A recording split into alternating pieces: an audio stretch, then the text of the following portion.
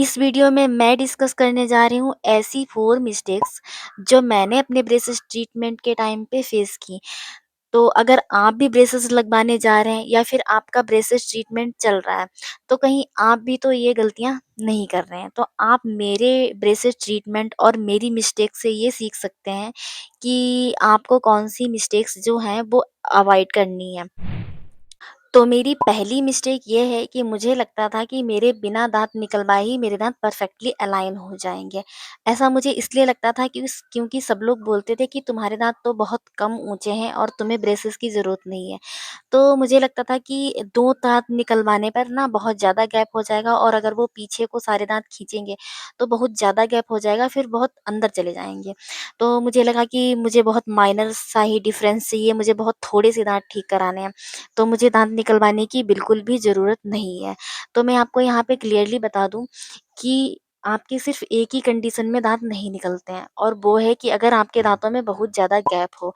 लेकिन अगर आपके दाँत क्रॉस बाइट हैं, ओवर बाइट हैं या फिर बहुत ज़्यादा क्राउडिंग है, तो आपके टूथ एक्सट्रैक्शन होंगे ही होंगे।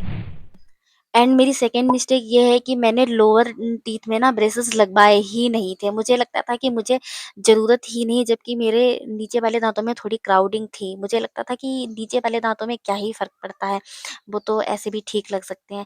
तो भई अगर आपका इतना खर्चा हो रहा है, तो आप एकदम फुल ट्रीटमेंट लो, अगर आपको ज़रूरत है तो। एंड अब आते हैं थर्ड मिस्टेक पे।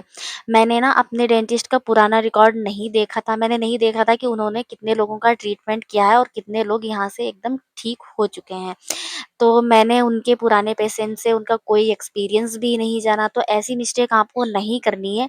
आपको देखना है कि आपके जो डेंटिस्ट हैं वो कितने एक्सपीरियंस्ड है और हो सके तो उनके पुराने पेशेंट से भी आपको उनका एक्सपीरियंस जानना है। और अब आते हैं फोर्थ मिस्टेक पे। तो जो फोर्थ मिस्टेक थी वो मेरी तरफ से नहीं थी, वो मेरे डेंटिस्ट की थी कि उन्होंने मुझे बिल्कुल भी कुछ भी क्लियरली नहीं बताया कि आपके टूथ एक्सट्रैक्शन होने हैं।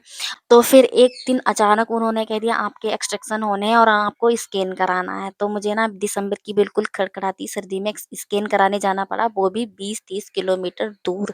तो आप ये सारी बातें पहले से ही जान लें कि आगे क्या प्रोसेस रहने वाली है, ताकि आपको बिल्कुल भी कोई भी दिक्कत ना हो।